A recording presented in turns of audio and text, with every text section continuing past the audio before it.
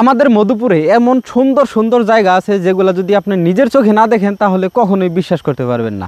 আমি এখন যেই জায়গাটাতে আছি এটা আপনারা জঙ্গলের মতো দেখলেও এটা কিন্তু আসলেই জঙ্গল না।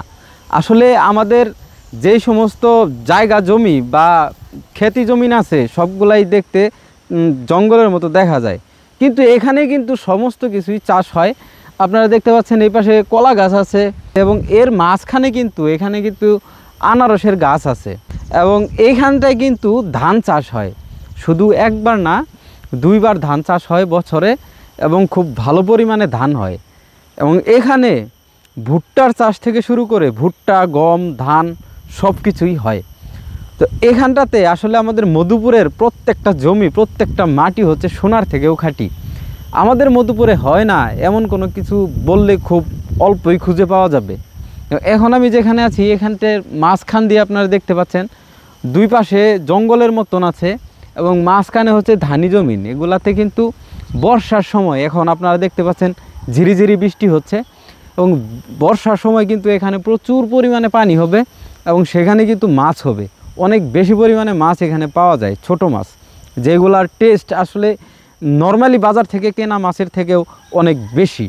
এখন আমি যেখানে আছি সেখানে দেখতে পাচ্ছেন এখানে ছোট ছোট আনারসের গাছ লাগানো হয়েছে। তো এই আনারসের গাছের মাঝখানে দেওয়া হয়েছে কচু গাছ। এখানে দেখতে পাচ্ছেন প্রচুর পরিমাণে কচু গাছ আছে।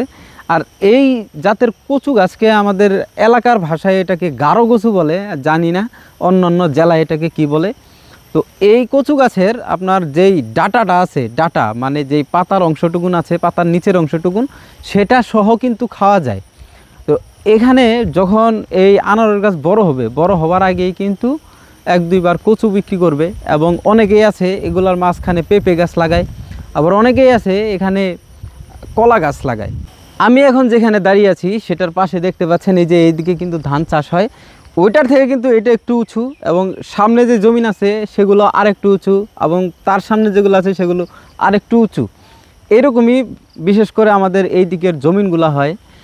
এরকম উঁচু নিচু হলেও আমাদের এখানে কিন্তু সব ধরনের ফসলই হয়। এবং আমি যেখানে দাঁড়িয়ে আছি এখানে কিছু গর্ত দেখতে পাচ্ছেন, এই দিকটাই গর্ত আছে। তো এই গর্তগুলাতেই কিন্তু মূলত শিয়াল থাকে, এখানে প্রচুর পরিমাণে শিয়াল আছে।